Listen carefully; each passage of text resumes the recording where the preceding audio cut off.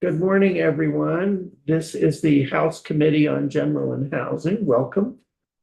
And today is Friday, the 17th of January.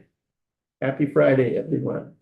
So this morning, we are going to hear from, the first thing we're going to hear is concerning intellectually and developmentally disabled housing.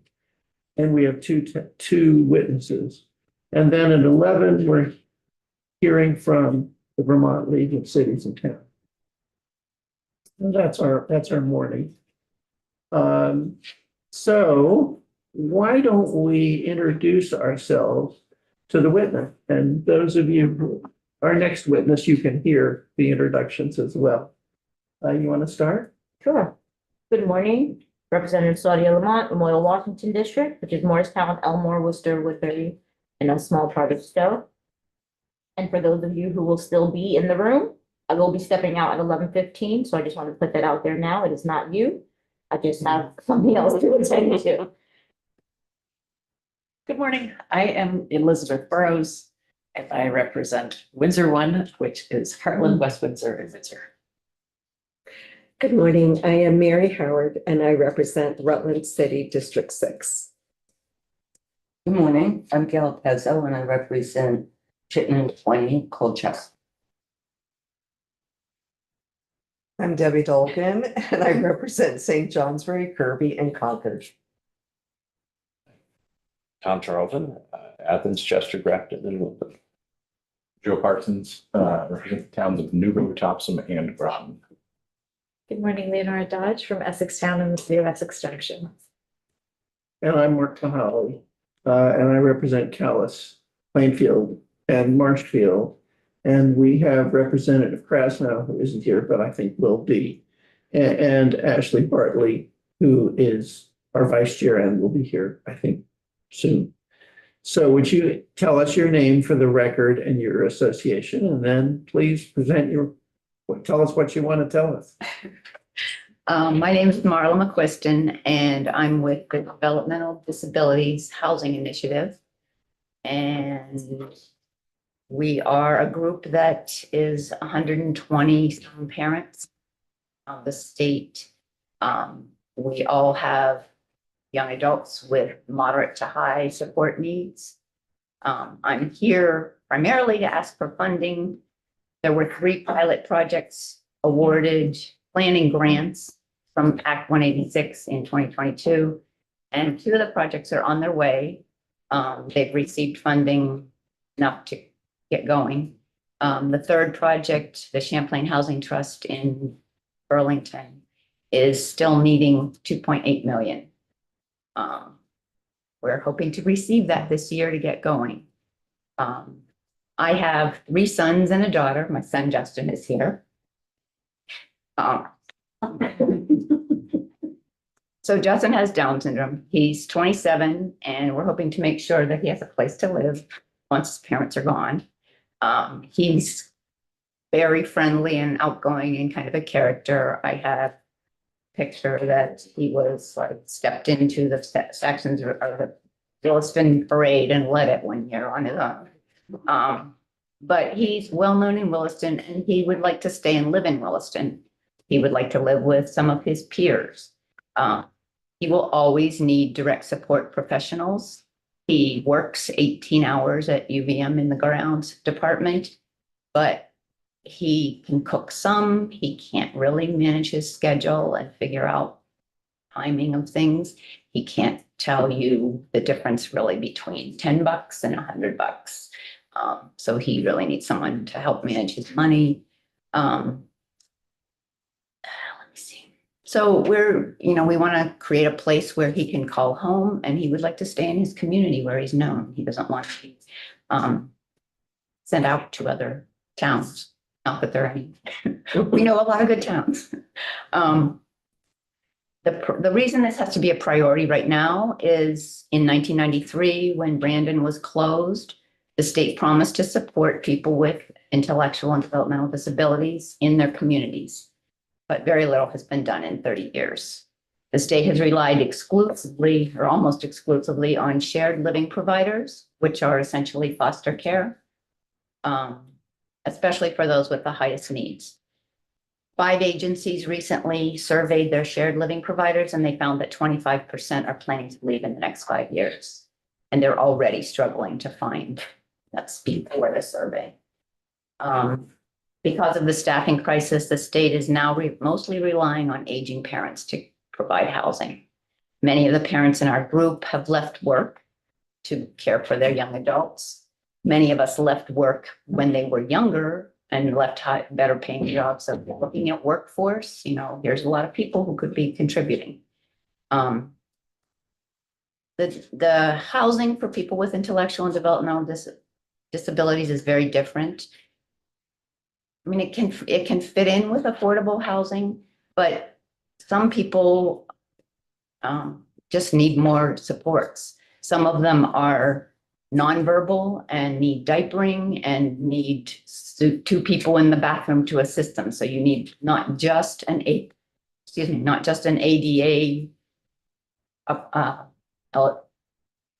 whatever system, yeah. But they need more, they need more space for the bathroom. They can't feed themselves. They needed someone to cook for them. They need a kitchen. Many people like my son could live in the same place and not need that much space, but he can't live by himself. So a lot of our housing that we're proposing, especially CHT's project, is a mix of people with higher needs and people with moderate needs who want to live together and want to be in their own community where they grew up and went to school. Could I just ask you? Yeah. So does that mean, I assume if someone's capable of living by themselves, it could be a 1-bedroom? But otherwise, what you're saying is whether it's in a group setting or an individual setting, there would have to be a bedroom or an aide that would be full-time in the house, or? It depends. I mean, most of the model that we've really liked is Visions New Hampshire, and they have structured it so that they have staff. They have staff that come on shifts. So that means that there's not a person who is responsible all the time for that person. It gives better job satisfaction for the staff. I mean, you've got kids. You and your husband or wife can take your kids and 3 other ones and go to the beach. And if somebody has to go to the bathroom or somebody has a meltdown, one of you can take care of them and somebody can take care of the other ones. So if you have a kid with a wheelchair, 2 staff can take him and 2 or 3 or 4 others to the movies or to the whatever. So it's not, we want to get away from the siloed one-on-one. Most of these young people went to school. They don't really want someone hanging over their shoulder all the time. So anyhow, so the housing needs to be, it has higher needs. It will need more space. That community space of a kitchen and a dining room where everyone can eat together. Some of them might not eat there all the time, but some of them will have to. And that costs more than a typical affordable housing unit. And that's, these projects, the 3 projects are costing more than kind of a standard affordable housing.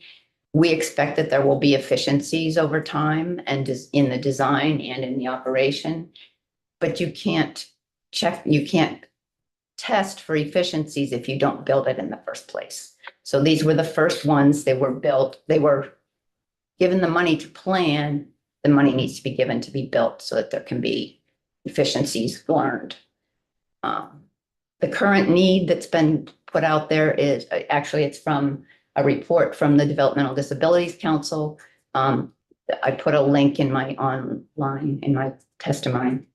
But their housing brief from 2022 said a current need of 602, and that's probably a low estimate. And that's Units? statewide, yes. 602 units. Well, yes. There are Capacity to hold 602 2 people. Yes. Yeah. Oh, okay. So, but in general, what we found is that most people across the nation, the experience is that most people want to be in their own apartment, even if it's a studio. with a bunch of other studios, and they have a common kitchen or living area or something. We do understand that there's a huge need for housing for many marginalized people. We understand that there's homeless people who are dying for lack of housing. We want to bring up that there are many people in our parent group who have had their young adults living in abusive situations because of the lack of supervision for shared living support and the lack of training and the lack of adequate care, really. I will leave you our family stories, and there's a few in here that are just heartbreaking. There's others that people just need, parents are aging. You can't always care for someone. Is that document in electronic form? Yes, I can provide it if Can you provide Yeah. it to There are Kamala? some documents. Yeah, that one is, yes, I put that one It on. is. Okay, Yeah. thank you. And then this is just an overview of the Champlain Housing Trust. There's a few of them, the Burlington project. So, some of our people are living, they're housed. They don't qualify for coordinated entry because there's 23-year-olds living in, being placed in a nursing home with elderly. There's some with high medical needs are housed in the emergency room of the hospital. Some are in the motel programs. That's not housing. They need permanent housing as much as people living on the street. So I would say my last thing is that we will be in the cafeteria on Tuesdays every other week. If you have questions, we're happy to answer.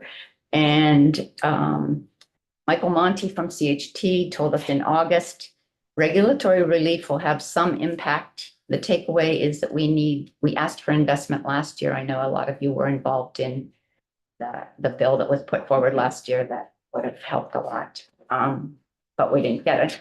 So we need it now. Thank you very much. Appreciate your time. Questions from the committee? Yeah, any questions? Thank you for Howard. thank you, Chair. Thank you for your testimony. I'm sure you're probably not aware, in line with what you're telling us, that there is a bill regarding guardianship in the Senate right now. And Representative Donahue and I are coordinating along with Senator Williams to get a bill here in the House to coordinate with that. So Yeah. it might be something you. Yeah. What number is it? Oh, I don't have a number. That's okay. Somebody knows. S5. It's S5, S5. I think so. Okay, we think. okay. Thank you. Thank you very much. I have a question. So these 3 pilot programs, 2 are underway. The CHT still is short of funds, Yeah. 2.8 million. Building. Is there, Right. are they or you going to, has that been requested to the administration? Do we know whether it's going to be in the administration budget? Is it? I don't know about that. I know they've applied for funding from Vermont Housing Conservation Board. They've Yeah. applied from Burlington, Community Development Block Grants. They've applied, they applied for, I can't remember which senator, the congressional spending thing, and we didn't get that, but. When we, Magali, when we have Chris in from Champlain Housing Trust, maybe we can ask him to have a brief update on the funding, the status of that funding. The reason I ask is this committee is always asked for input, literally written input on the budget. Yeah. And we have to comment and rank our priorities. Okay. And so that's a really important moment for us to have some influence on the That's why we're here. housing issue. All right, thank you very much. Thank you. Any further questions from the commission? From the committee? I guess, yes, please. Yes, of course. Thank you so much for coming with this. Are you finding that the population, that the numbers are growing as our state ages? I mean, we're having like workforce decreasing, senior population's increasing. We all know that a lot of us are choosing to have kids later in life, and, and we all want to give great lives for our Yeah. kids and into their adulthood. So is that 602 number that is now 3 years old, Right. like, There's more young people coming out of high school and, their parents are getting older. So, yeah. great, thank you. Thank you very much. Thank you very much. Appreciate your time.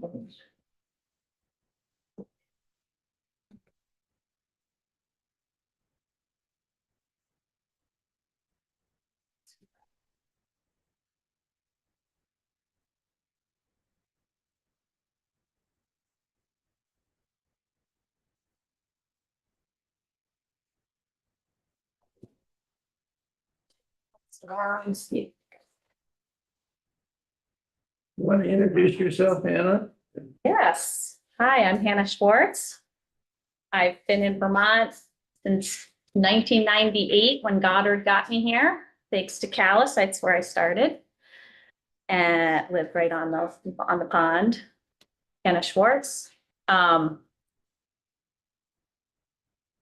have a master's degree in special education from Antioch, New England, and a second master's in social work from the University of Vermont. I've worked in the field of human services for over 26 years in this state. In 2000, I started Heartbeat Life Sharing, which was one of the first alternative options to the HCBS. I didn't understand the state I was coming into. I was, I think, 23 or 4 at the time. Didn't know the history of Brandon.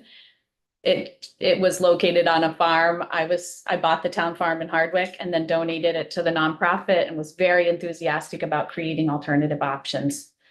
It was a long road. Heartbeat is up and going, and Heartbeat is spelled B-E-E-T and not spelled wrong. Was one of my CBS. home-based community supports. It's the home care provider model that's also known as adult foster care for adults with IDD. Let's see. Community is the lens by which I explore and make meaning of the many intersecting crises of our time, especially here in Vermont. I have lived in, founded, and studied intentional communities for the majority of my life. Community is an essential part of belonging and such a valuable concept to keep exploring as we think about the problems that we are facing now. Community is how we know each other and support each other through the good and the hard. Truly, community means to me a place where I belong, where I'm known, where I'm celebrated for what I have to offer and my individual skills, and also a place for durable and lasting relationships. I think when you were asking Marla about the crises and the growing numbers, we have 7.5 million kids in the United States that need services in our public school right now that will graduate by, like, I think 2028. We have an aging home care provider model, and those really good home care providers are retiring. We know that. We have 602 unplaced adults. That's in the council's report, the DD Council's report. I think the numbers are astronomical. I think we've been potentially sleeping at the wheel with this crisis. We really need to address adult needs in this state for people with severe IDD, and also people who just are going to need additional supports to be successful in their lives. And getting multiple options, 76% of our population is served by the HCBS model. We need more options. We've been saying, I came in 2000 when I started Heartbeat, and I think it was Challenges for Change was on the table through Patrick Flood. That, like, I've been hearing we need more options and we just aren't doing it, the money, and it's really bricks and mortar funding. Program funding is helpful, but we need money to build the programs. I hand raised $14 million to put the infrastructure in at Heartbeat, private donations. that was without any help from the state. So that can happen, but you're really totally dependent on philanthropy. And I think there's a nice mix between philanthropy and the state funding that can happen. But solo, I think the state needs to take seriously the need for housing and put some money into the bricks and mortar and support development of new programs. Can you expand on that a little bit? That is, don't assume that we know much of anything at Okay, the moment. Yeah. So you're implying that there's one model and it's fine, but we need other physical kinds of arrangements. You want to expand a little on what you're talking about exists now and what additional things you think should come? Yeah, so I think we've been really dependent on the generosity of Vermonters to open their homes and take in adults with developmental disabilities into their homes. That's a transient experience for a person with special needs because Elizabeth coined the term, what was it, a series of, my son, she didn't want her son to be a stranger in a series of homes because we don't really have the statistics on, there are some amazing home care providers and I am all about expanding options, not shrinking options. But the idea, there is a lot of turnover in the home care provider model and not enough training. And so we need to just expand the training for home care providers. And we also need to train our direct supports. We need to really build the education around that. And we have a housing crisis in Vermont. You guys all know that. Young people can't buy houses. Even if they want to be home care providers, they can't afford a home to then take a person into their home.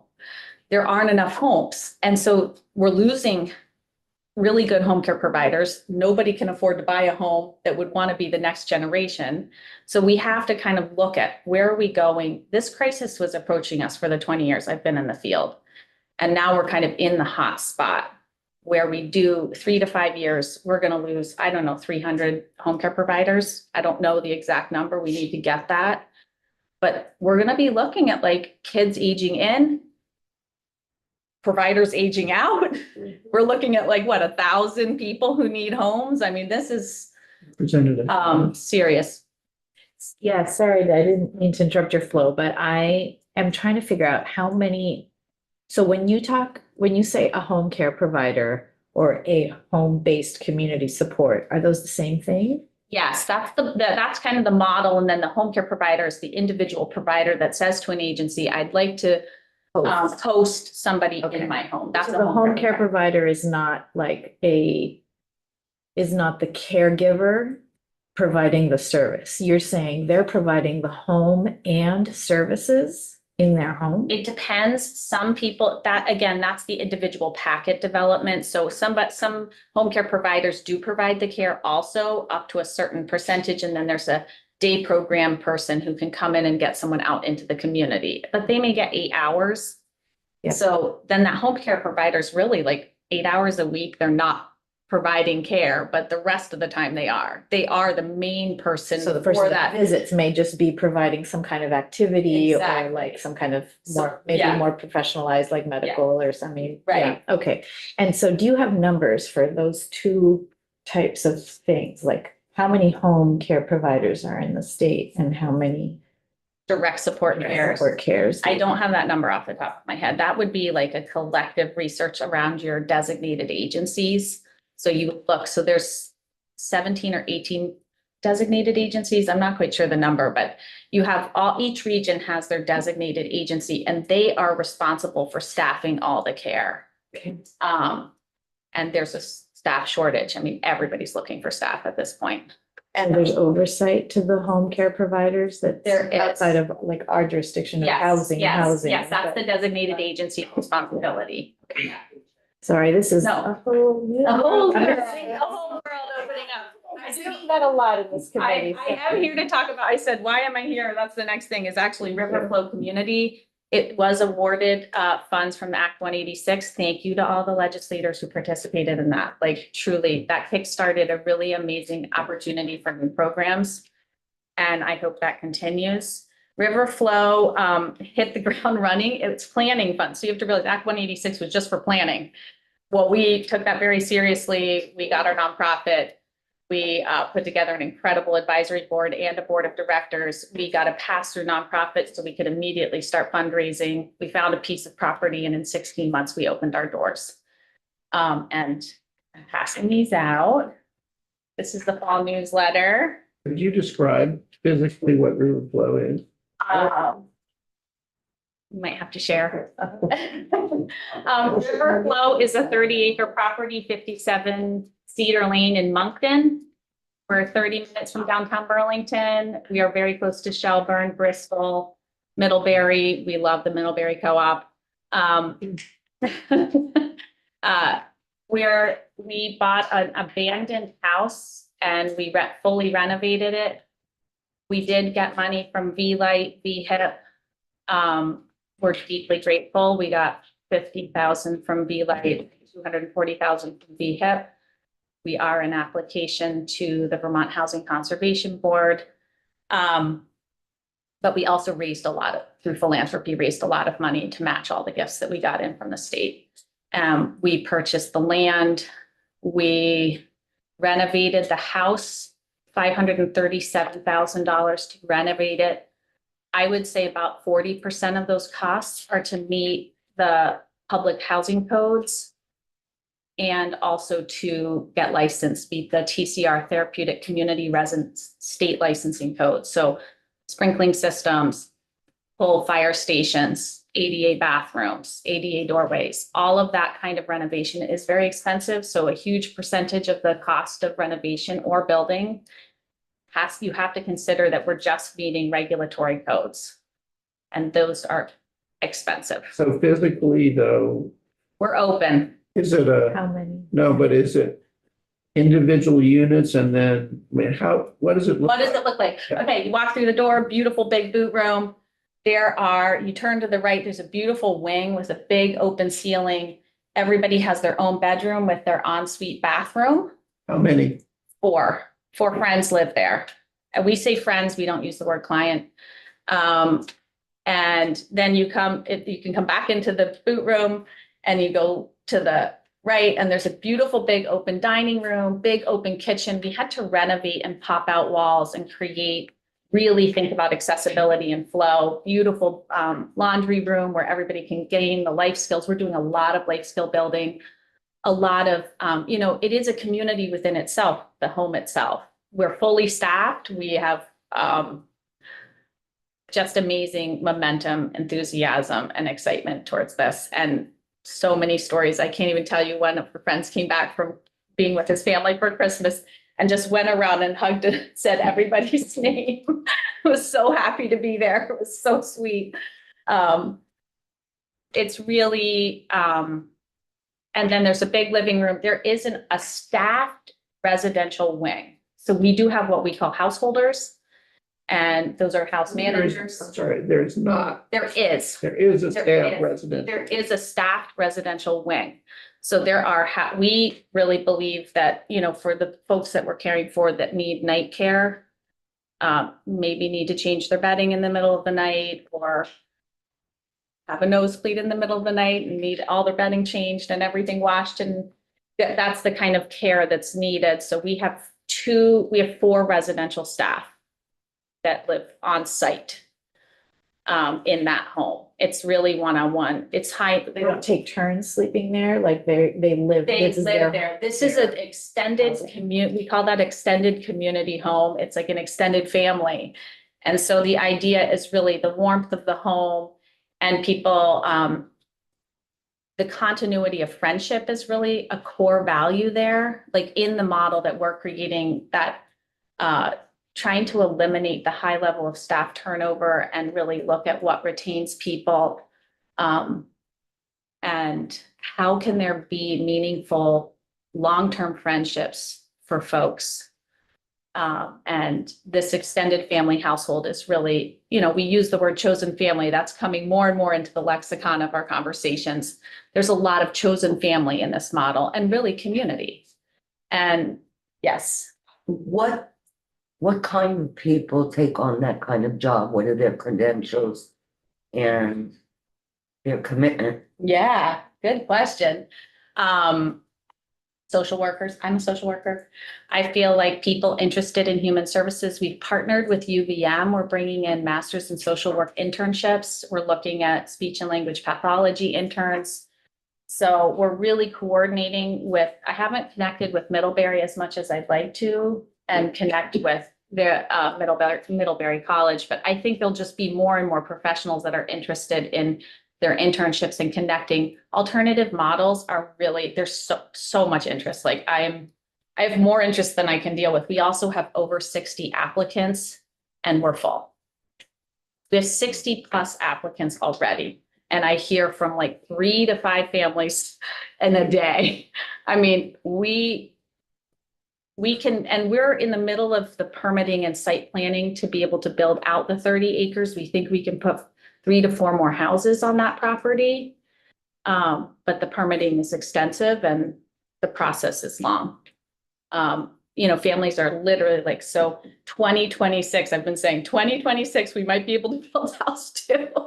But it's like, how do I know my kid's getting in? How do I know I'm gonna get there? Have you had public funding? We have received V-Light and VHIP funding. V-Light is energy efficiency. Yes, and our house really, thanks to we worked with Efficiency Vermont. We did also get rebates and we did everything we could to make it, the house is very, very You efficient. said you had applications in to the HCV, Yes, we have an application in right now, right? And how much is that for? 420. But if you build new units, you're gonna have to Go back. go back. Absolutely. Right now, it's the permitting process and we receive, we were able to get an extension on the Act 186 funds that has kind of left the door open until February. And that's really funding all the site planning and engineering to get us to the table for the permitting. And I need to speak with Zapata about some of the permit stuff too. Great. We're about out of time. Is there anything else you'd like to tell us that you haven't? Wow, we went off script here. I really think you should see, even though it's 2 years old, this housing report, I highly recommend that you read the DD Council housing report. I did talk to you about the large number coming in. And, I think these models got kickstarted by Act 186, and I hope that they continue to be supported because they're going to be most effective. And that money will be the best spent if it's not just a one and done. It will be far more effective. Oh, I wanted to say, General Merrick Garland, January 16th, he just said, not what is politically expedient, not what is easiest or most comfortable, but what's right. Thank you very He much. stepped out. Appreciate your testimony. Thank you. Thank you. Thank you.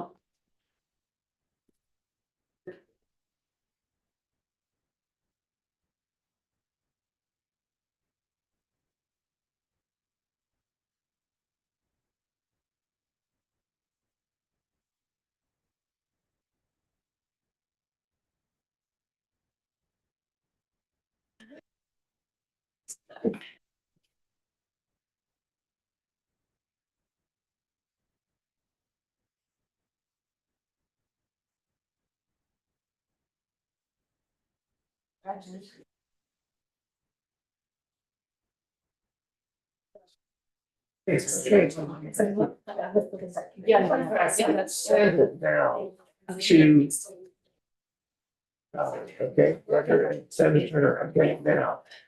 Thank you. One person or two. Here, yeah. We have a PowerPoint. I don't know the best way to.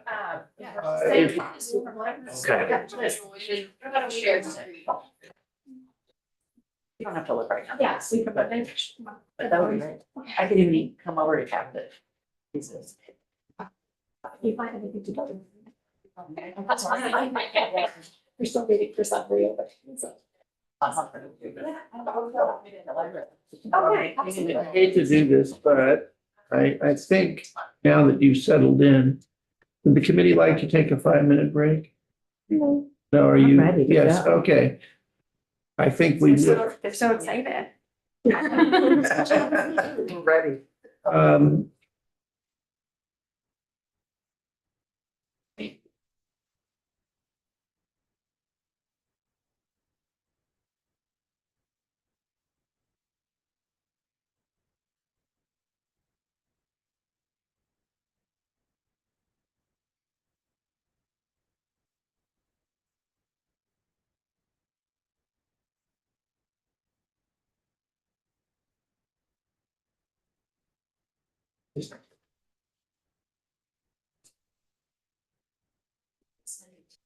Would be great. I'm trying to find. Oh,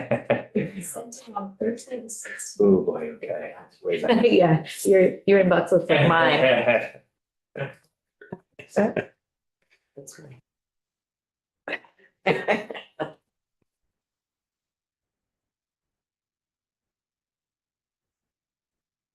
Josh, are you doing all policy now?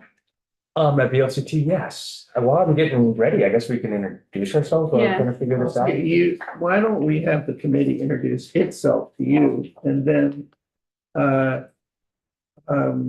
you can introduce yourselves.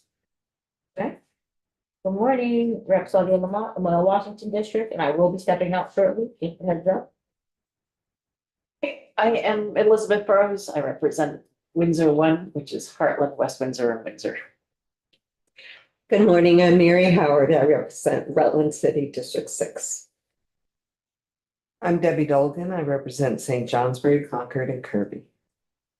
Tom Charlton, Athens, Chester, Grafton, and Wyndham. Joe Parsons, Newbury, Topsom, and Groton.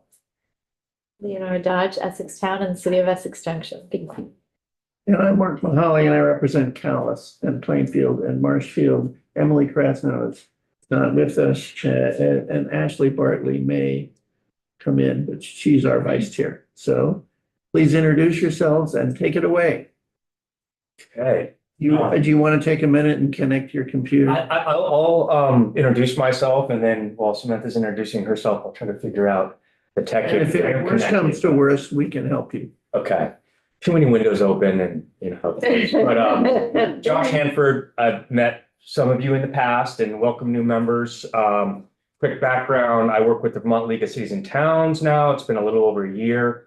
Before that, I was Housing and Community Development Commissioner for Governor Scott for 5 years and Deputy Commissioner Housing and Community Development under Governor Shumlin for a couple years. And before that, Community Development Director doing housing work, working with communities for quite a while. Now with the League, helping support their main priorities, which continues to be housing. So that's why we're here, to give you a little overview of what we're talking about as ways to help build more housing and support communities in doing that. My name is Samantha Sheehan. I work with Josh at PLCT, although I just joined in October. Before that, most recently, I worked in the office of former Mayor Moreau Weinberger on a number of housing policies there locally. Although I'm not from Burlington, I live in Hancock, which is an hour and a half away from Burlington. And a slightly different experience in terms of future growth there. Gail, would you like to introduce yourself? I'm Gail Pezzo, Chittenden 20, Colchester. Ready? Yep. All right, it's working.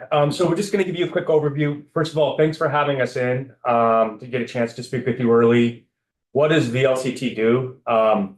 Well, we represent every city and town, municipality, and state, including all of yours. It's a member organization. It's been around since 1967, nonprofit, it's nonpartisan, and it's here to serve and strengthen local government. We do educational workshops for local officials. We provide comprehensive insurance coverage for municipalities. You know, you have to insure your employees and your buildings and all of that. That's a big deal these days. We provide confidential legal guidance from our experienced group of municipal attorneys, help, you know, make sure towns are following the rules and are able to deal with the challenges that come their way. We collect data. We do lots of surveys and data collection to help municipalities, members answer a number of questions where they find themselves in certain, anything from wages to different initiatives that the state's put forward. And we also work with a lot of state agencies and legislative working groups. One of the new things we're really been doing really since the floods is helping municipalities with technical assistance, grant writing, financial management, with the influx of ARPA funds and disaster recovery funds. We've been stepping into this fray in a way that we haven't in the past. We're fortunate right now to have a $1 million USDA grant to provide this local assistance.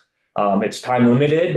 It's something that we have hundreds of touch points with municipalities across the state on every type of issue you can imagine, helping them address their needs, handle their financial management operations, seek grants, so forth. And it seems to be very valued effort, but it is something that we have some special support to do that right now.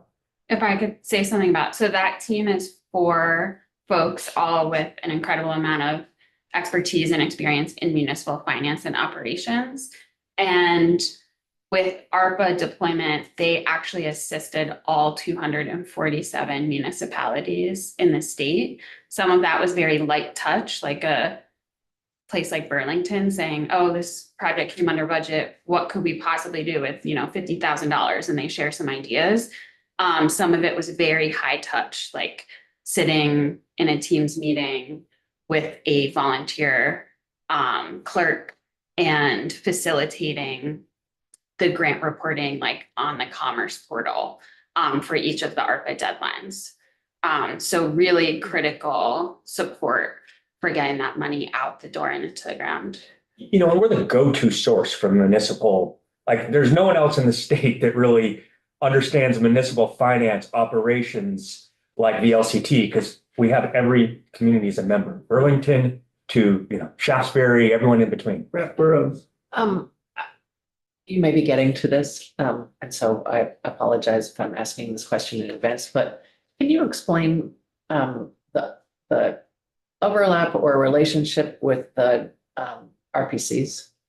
Sure, at a very high level, and Samantha, jump in.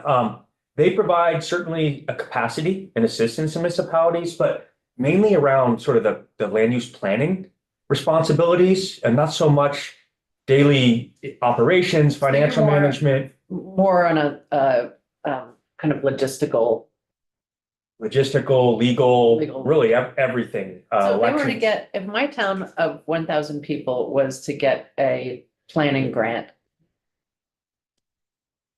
through our RPC, Regional Planning Commission, sorry, would VLCT help them to, they wouldn't necessarily help them to implement the grant, but could they help them with the financial management of the funds? Yeah, Or how, they what could would, offer- what would the VLCT role be in there? If a municipality received a grant for any project, physical infrastructure, programmatic planning, whether that was a state or federal grant or philanthropic, the municipal operations team could advise them and sort of provide technical support and expertise on how to manage that grant in a compliant way, compliant with the funder, but also compliant with Vermont state law. So if you, let's say that was the case, what would the interface be? Would you both work with the town, or would you also work with the RPC? Well, we wouldn't do it. Our colleagues who are. Potentially both. Yeah. Yeah. They do one-on-one, go to a municipality, help sit down. They do workshops and trainings. Like we have a whole series, preparing to apply for a grant, applying for a grant, the financial management and compliance standards of that grant, closing it. We have a series that this team has done, standard spreadsheets, guidance on complying with sort of cross-cutting federal regulations, all that sort of stuff. Excellent. Reserve funds, matching funds, Yeah. building stacks. They help, a lot of municipalities come to them because they have a partially funded project with several sources and they need that last one. And so they'll help actually with the research for funding opportunities and the sort of project readiness for that process. I want to point out a key difference between the services VLCT provides and the RPCs. Our members is every municipality, the ones you live in and the ones you represent, are members of VLCT. We provide the same services and the same level of service to all of them. The RPCs may do that within their district, but region to region, Right. the services that is offered in Addison County may not be the same as offered in Essex, may not be the same as Windsor. Right. They're often a creature of where they're getting their funding from too. Right. And that, Yep. that sort of moves their priorities around from year to year. Peasant. You must become a member, any municipality, town. So there's a fee to that. And does that mean that the whole team, say a select board, would be members of? The town is the member, correct? Correct. But it serves, if an individual select board member has a question, they can pose a question to the, but if I have a question, they don't have to answer me. So the, Meaning a constituent, not necessarily Yeah. like someone, the They represent, assistant clerk. A town official. everyone that's an employee or serves in an official role, elected or appointed, Is a member. is a member that gets those services and those questions answered. And there's trainings. And there's trainings. Okay. And the member fee is based on the population size. So it's a sliding price. And Okay. then most, I think every municipality besides maybe one in the state is also a member of our insurance trust, I think there's two that are maybe not. two. Yeah. But that's that's a separate choice to, if you can go get insurance on your own. If you think ours is a better deal, that's another choice. actually, I have a technical question. Is passive, that's their insurance.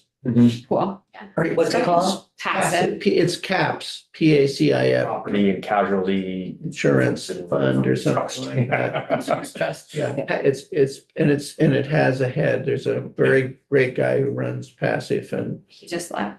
did he? Joe. Who? Joe, Joe. 17 and a half years, but he's still working. He's serving a national, because we have to buy reinsurance for our trust. He's going to that national group that's going to provide backup coverage to us and all the other states. My technical question simply, is that considered a captive insurance program for purposes of regulation by the state? Yes. I believe so, but I'm not positive. I Visbit will is, check. the Yeah. Vermont School Board Insurance Trust. Yep. Yes. Yeah. We're So, very similar to Yeah. Visbit. We also have VEMR's, the Vermont Municipal Employees Trust, which provides, all the same retirement as state employees and teachers. It's the municipal pool of employees. Okay. That's a separate trust. Yes. I want to provide an example. So last year, the legislature changed Vermont tax abatement and tax sale law. We had a training just before the holiday week. I think 120 municipal officials attended, and some of them may have been municipal attorneys, like a city attorney. Some were listers, some were delinquent tax collectors, but all town clerks. So all the folks who engage in that tax abatement process and wanted to learn and understand the new law participated in that training. And it was conducted by our attorneys who work at VLCT. I recognize that you have only reached your second slide. No, Representative. this is based on me having your Yes. slideshow on my laptop. I Okay. had moved to this slide. So I noticed, I will let you go through this slide, and then I just have a question about the public safety. Yeah, go ahead. We're gonna divide and conquer here, Yeah, because yeah. we're also both We're concerned with triple booked. operations, so. Yeah. Each biennium, we have a policy setting process. We have 5 different committees made up of representatives from all the municipalities. And we develop municipal policies for the next 2 years. And that's 15 pages long, covers everything from transportation to environment to land use, you name it. And then each year we develop priorities out of that, because, we need to narrow it down to the most important things, pull from those vast policies. And all of our members vote in this in our annual meeting, October 1st. And they voted to support these priorities as well. And culling through those meetings, those committee process, there was this common theme that what municipalities are really asking for the legislature to consider this year is to support municipalities in meeting their obligations and functions of today's local government needs and help take action with us to solve the challenges of the 21st century. So there's some things that we need your support to do as a municipality, and then we want to join you in taking action for these other big issues. And even before the elections, we had this lower property taxes thing. Everyone thinks to school budgets. Everyone thinks that there's a 20 to 30% of your property taxes is your local budget, right? And there are a lot of things that have sort of piled up, that have added on costs. And we think there's some low-hanging fruit that we can work on together in a bipartisan way to help municipalities have a chance to lower their property taxes. And so that falls under this bucket. I have some details later. Invest locally. There's often, who delivers all of the laws that this body solves and even federal government down? It happens at the local level. That's where the rubber meets the road. That's where things happen. And so think more about investing locally. It's just going right to the locality and investing. There's ways to share your revenue and share your programs without going through a new program creation, new bureaucracy, new funding that is competitive and often equitable distribution across the state. If you just shared the revenue for a specific purpose directly with the municipality, it reached the end user, your residents, your taxpayers quicker. And prove accountability. There's a reason to be transparent and fiscally responsible and comply and have this apply across all state government, local government. And then the big things that you're here to focus most on: housing. Our number one issue, again, top priority when we survey municipalities, this continues to be housing availability and affordability. There's a lot, property taxes, affordability, all those fall very closely, but housing. We want to support new incentives and really support infrastructure that is needed to support all this new housing that we want to build and that we've authorized through landmark land use legislation. It needs to be built densely in these areas. Well, they need water and sewer. Municipalities can't approve, property tax increases to pay for it without authorizations. We need creative solutions to this. We want to continue to promote public safety and build resilient communities. Repeated floods, we need to build resiliency into what we're doing and respond to the impacts of climate change. So sort of to get specifically into housing, as I said, we really want support in bringing new incentives and investments for infrastructure to support all this housing growth. Really what we're calling for is to authorize local governments. We're not asking for an appropriation in anything we're talking to you about. We're asking for authorization so we can do these things and solve the problems ourselves. We need authorization for local governments to use performance-based contracts or extend tax stabilization support.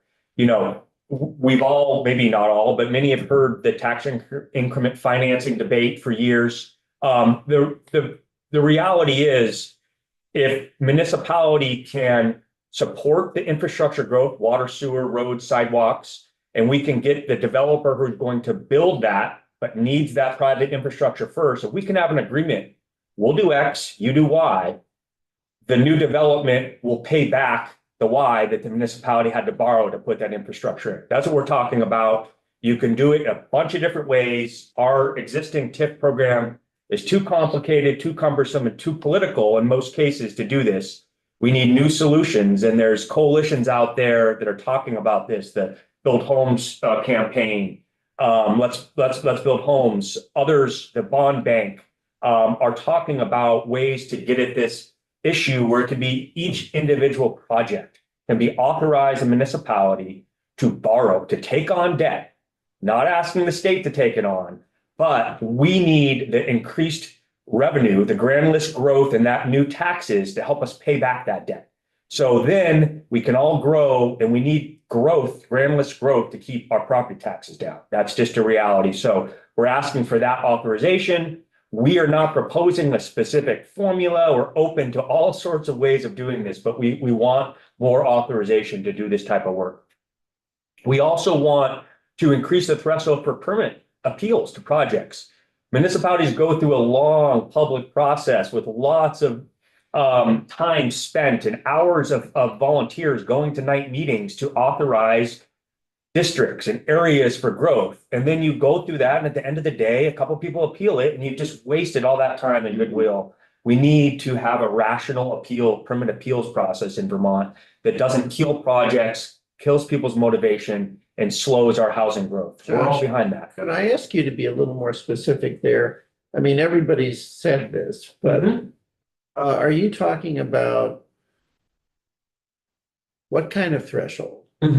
So there was one positive appeals work last year in Act 181. It moved any 10 that can appeal in Act 250 to 20. Right. Great. But those are still folks that they're not even the neighbor. Still one neighbor can appeal a project. These are any 20 that can come from really anywhere and join up and say, we don't like that project.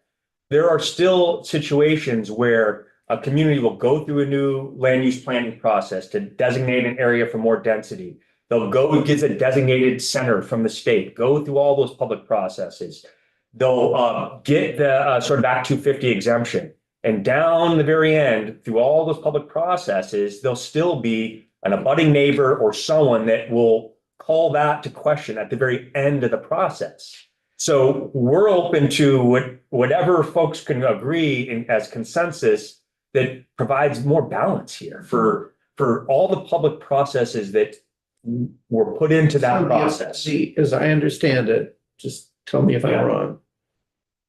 Right now, the way things are, whatever we put in Act 181 aside, if someone wanted to appeal literally the local permit for a project, a building permit, can a building permit be appealed?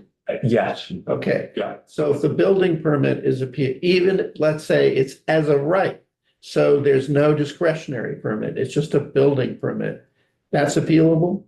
I believe so. I'd have to check, but even the process to allow for say in this district, you have water and sewer and you want to allow a 5-story property. Right. And you're in this district, you're getting incentives to build this. And then as you get closer to that period where it's ready to go to construction, a neighbor, someone with interests is able to challenge that after you've already had a public process to allow 5-story buildings to be built in this district.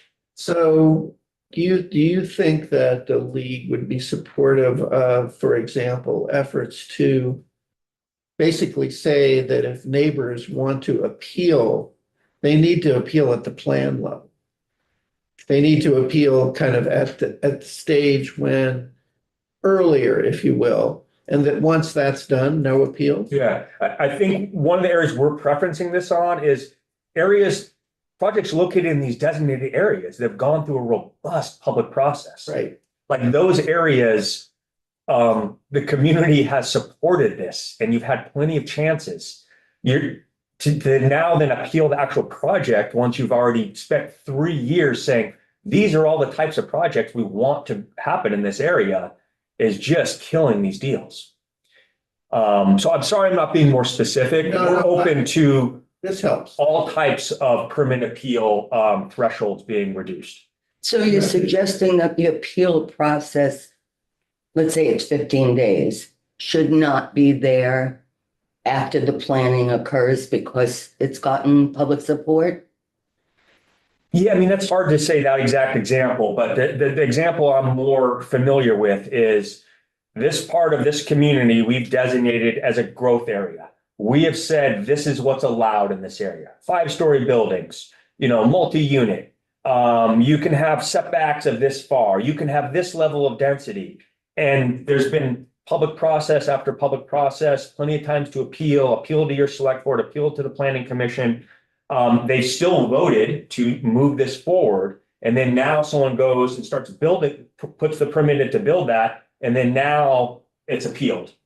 That is wasting everyone's time and effort. So you're saying it was 10 and now it's 20? No, that's for Act 250. That's for Act 250, but these are just local Could be permits. local permits too. Act 250 is the state level. Yeah. So, there are brighter minds than me that will talk about the choices we have to limit appeals. I would say there's been some attempt over the past few years, but most would argue it hasn't been enough. Yeah, but the thing that I think I just want to put as a placeholder for you to think about is how VLCT will react or work with situations where towns are told, if you want exemption from that appeal, you have to do all of these things first in your planning. And so towns that don't want to do that wouldn't get that exemption. Or even more, I mean, I'm not saying any of this would happen, but something to think about is if one step further is to say towns have to do this in their zoning. Right. And if they don't, we'll maybe help you, provide money to VLCT or others to provide, but you have to do this. Generally, VLCT is more supportive as the first way you described that. And we have the majority of communities that want more housing and have taken proactive approaches to go through their own land use zoning changes, upzone, have all these things, these public processes, and then someone's appealing them. If a town says, no, we're not going to do that, they don't want to be forced, but let's support those that are actively trying to build more housing, are proactively doing this work by stopping folks that haven't participated or haven't been successful in participating in their local government, who's chosen to be more pro-housing in their development. We don't want to force a town that hasn't gone through a planning process to designate this certain area of town for more growth to then be told you can't do anything, no appeals, neighbors have no rights. But if the town has gone through an entire process to designate that area for growth, public has had a chance to weigh in. You've had a chance to vote on these issues, and it's still moving forward. That's what we're interested in, reducing those appeals. Sorry. Well, it's us that's taking your time, but just for the committee, I think Nothing scheduled. we have nothing scheduled. In other words, we had you scheduled until 11:30, which it is. And you've only gone through 2 of the 4 bullets. I have a feeling there'll be questions on the others. Yeah. No, I don't think you should be. Okay. Well, of course, you want to be efficient, but I mean, I think if it's okay with the committee, we'll run, but we won't run past noon. Okay? Are people okay with that? Totally. Yeah. All right. Josh, are you okay with that? Okay with that. All Absolutely. right. So we've talked somewhat about your second bullet. And let me talk about short-term rentals from the league's perspective. We do want to allow for municipalities to have more options for regulations and fees and taxes, but we want this to be implemented at the municipal level. We don't want a statewide approach to this because there are some municipalities that need some reinvestment, need some support. There are others that want to slow short-term rental growth. We want this to be something that municipalities can choose how to regulate short-term rentals in their community. We know some communities are doing this already. They're having inspection regimes, registration regimes. Those work for more resourced communities with staff and ability. There's an easier way to do it, right? The state just authorized a 3% surcharge on short-term rentals that goes to the ed fund. The municipalities we hear from that are having the most impact from short-term rentals are saying, gee, wouldn't it be nice if we could have a way to have a surcharge and then use that money to mitigate the impacts of short-term rentals in our own community because we're the ones suffering from the impacts. It's not really serving us well for the communities that say they're having a proliferation of short-term rentals. Every new thing that comes on the market, someone's buying, and then they can't use any of that money to help solve the affordable housing challenge in their own community. So a simple way to get at this is to authorize municipalities by their choice to add their own surcharge to short-term rentals. Is right now, is it the opinion of the league that the state surcharge preempts local surcharge? We don't have the authorization to do anything more than a 1% option tax on rooms. And the challenge there is You have to get people to approve. that. And we wouldn't do anything without voter approval. But the difference there is you have some communities, this is public, in a public from their perspective, the town of Fairleigh. They have a very major employer, Lake Morris Resort. They have very good coordination with that resort. A lot of public people work there. That resort is already being charged a 1% rooms and meals fees, right? And then they have lots of second homes and others homes around the lake that they're also charged a 1% option fee. They would like to be able to just add a 1 or 2% additional fee just on the short-term rentals, not on the resort. Because the resort already pays other taxes, already has other licenses, and we don't have that authority. And the town could set up a registration regime, charge each of them $100, do an inspection, but that is probably more costly to hire the staff person to do all that work than it would generate in revenue. If you authorize, just like the state did for itself, a surcharge just on short-term rentals, the state is collecting the money already. They just share it back with the municipality that is the one most impacted by too many short-term rentals. They can put that into a fund to help support their municipal infrastructure to build more affordable housing, a first-time home buyer program, whatever they want. We would, I think, be comfortable with saying, put that back into a resource that mitigates the impacts of short-term rentals. And what's so important about this is we don't want a statewide requirement, because I know of one community, I'll keep their name out, that they actually still have some housing they would like to see investment. They want to support short-term rentals. We have plenty of other communities that feel like they're up to here with short-term rentals. And so they want to, maybe they would apply this surcharge, use it to help support affordable housing. The other would not apply it because they feel like they have some room to welcome visitors to spend money and help grow their economy. Yeah, thank you.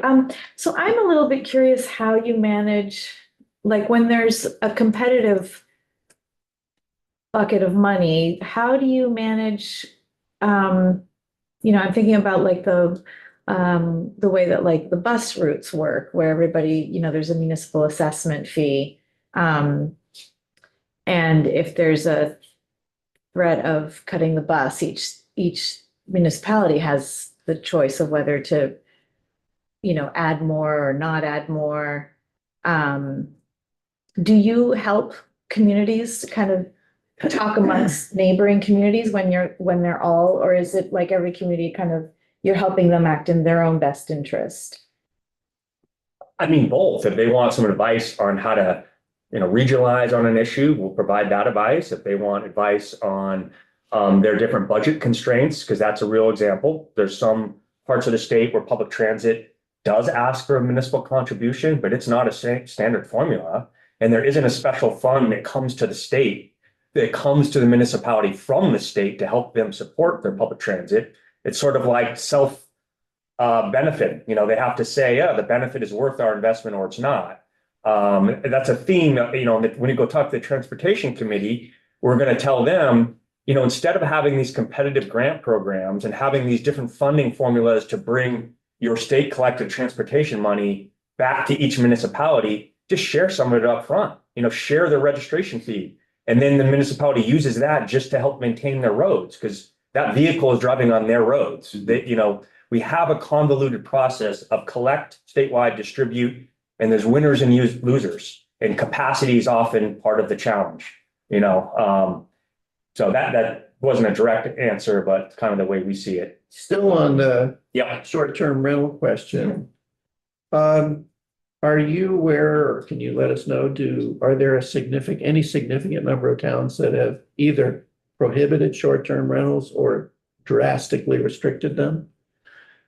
Prohibited outright? No, I don't think they have the authority to do that. There is a growing list of towns that have added some sort of registration requirement and inspection. And it's not often as you think, like to Stockton, Killington is one of the most regulated short-term rental towns in the state, but they live off of short-term rentals. Sure, right. 80% of their housing is not resident occupied, but they wanted them to be safe. The fire chief didn't want fires and people burnt, septic systems overflowing. So they're doing it for health and safety. And I imagine Stowe is the same. Exactly. Health and safety reasons, not to stop them, because they thrive on that economy. They're a resort-based community.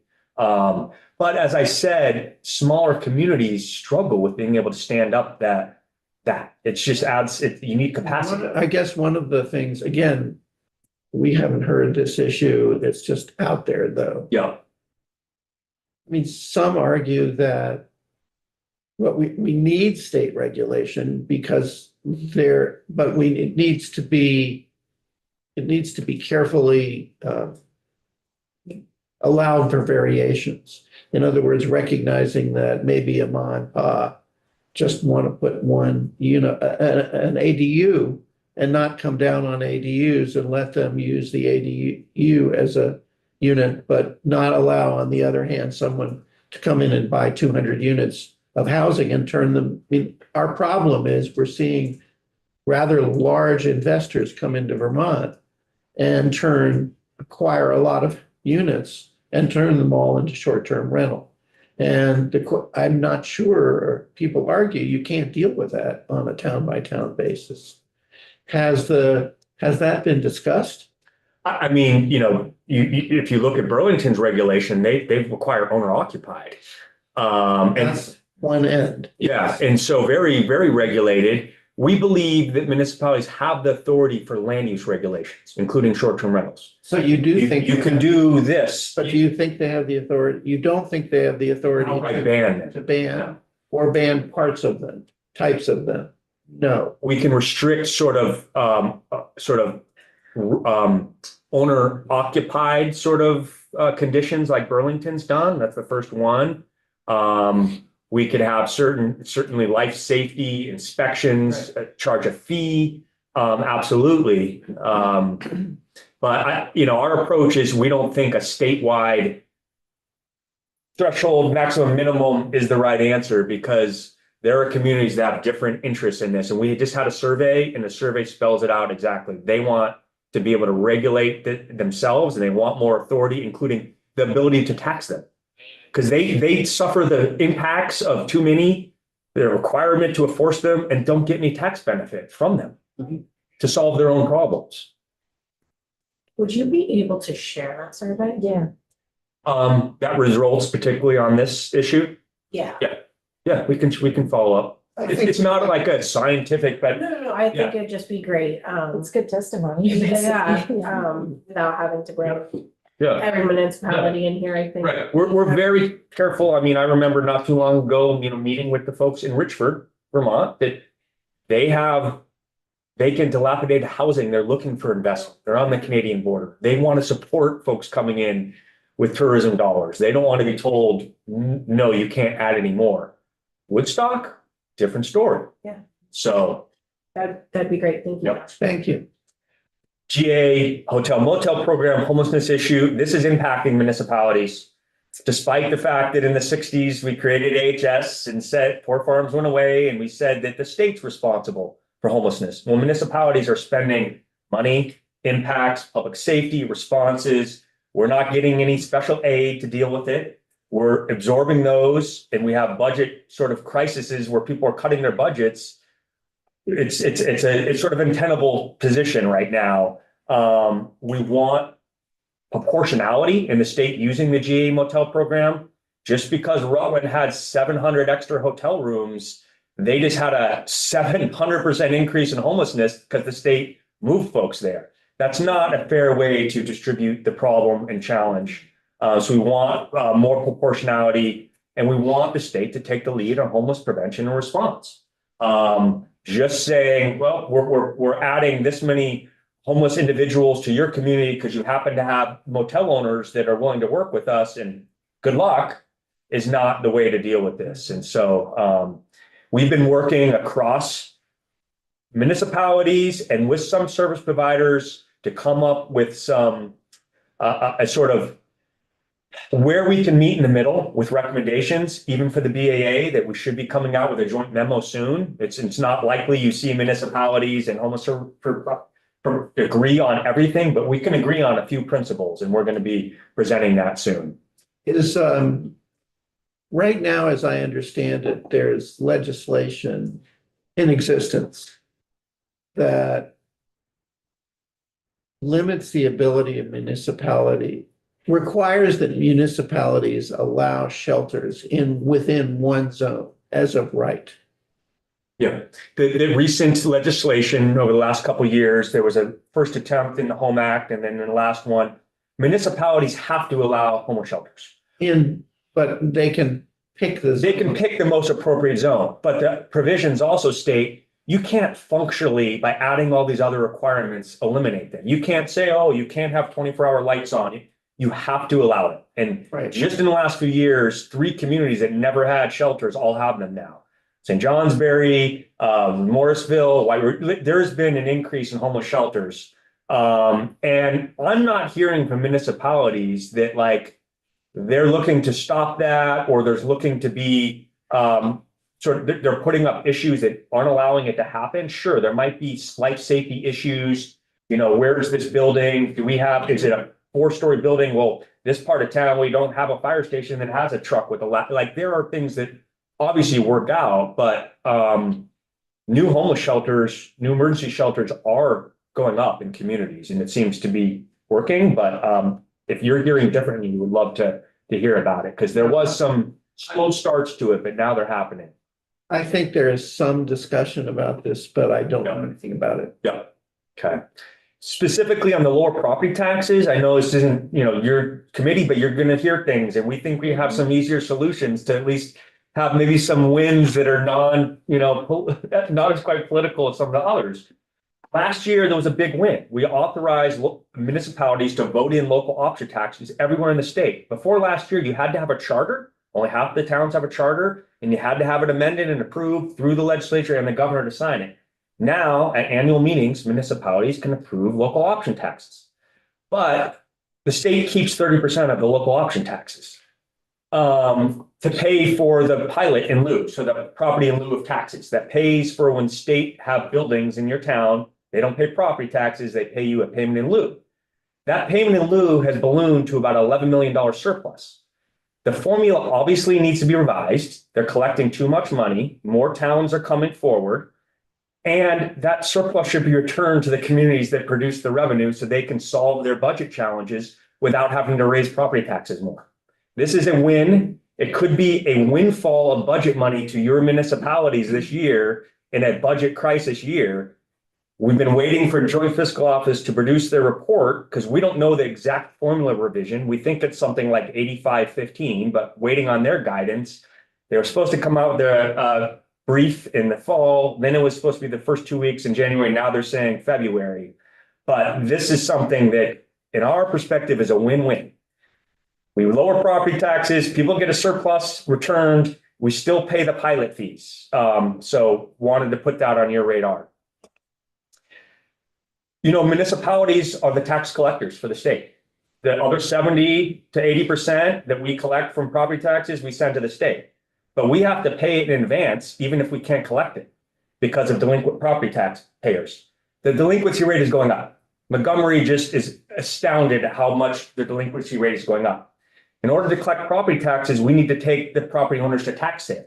Last year, a piece of legislation, we modernized it, but it extended the tax sale process by 2 years effectively, and an additional waiting period.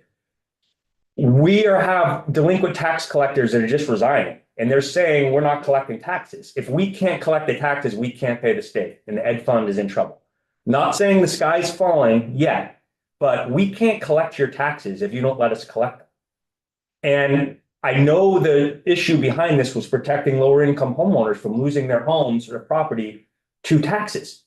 But unless we're throwing out our entire tax system, if you own property, you have to pay property taxes.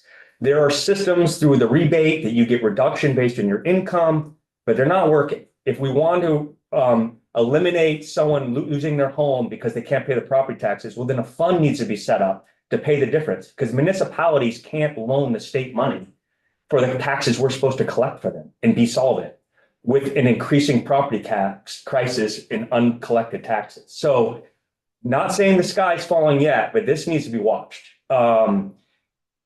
Including, there are property taxpayers who pay less than zero in property taxes. They actually get a refund from the state. That needs to be fixed. There's a loophole.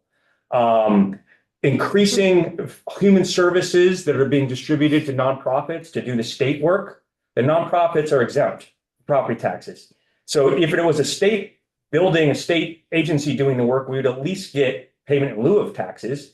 Well, when they transfer those responsibilities onto the increasing nonprofit human service world, to have community solutions, which is great, there's a decline in property tax revenue because we can't collect in many cases from very large nonprofit organizations. And so like, how are we supposed to manage? There's some communities that are seeing a growth in their grand list properties become nonprofit, non-tax paying. Joe. Yeah, I just super thankful for bringing that part up. And I think tying on to that is with our conservation of land that goes right in the same bucket of towns feeling like, the bigger that pot grows, the more it gets pushed on everyone else in town. Right. Like the common use or just conservation in general? Whether it's state-owned land or lands in current use. I mean, current use. Or town-owned land, or the more you want to have public, open, everybody, or nonprofit land, Other people's taxes are rising. the taxes are rising because of it, and it doesn't seem as though the equation seems to be equaling out fairly. Yeah, I think, one example in Samantha's town in Hancock, they have between 6 and 12 delinquent property taxpayers every year. Some of those have been on the list for years. They only have 100 properties total, homestead properties. Everyone else is paying a percentage on collected taxes. You have sympathy for folks that struggle to pay, but the way we're distributing the sort of challenge of that is really impacting municipal budgets. And as tax collectors for the state, it's going to come home to roost if we don't solve these problems. These are others, the same theme. When there's environmental mitigation efforts and so forth, if we run out of money, if we make it competitive, you've got to sort of extend those. Don't hold the communities accountable for achieving these goals if there isn't money available, if they can't get the work done. Put some sort of cost effectiveness analysis on some of this work so we can get the tax best for the taxpayers. It's not that people don't want to support these environmental mitigation efforts, but they have to be cost effective enough, and they have to be a support available to assist, especially the lower capacity municipalities, in achieving these goals. Right, for us. Thanks. As a kind of tangential question, does VLCT facilitate discussions between select boards, say, and school boards? Like, does VLCT work with VSBA or Vermont School Board Association to help negotiate what the school versus the town budgets are going to be? There are two. School boards are a municipality, independent. Yeah.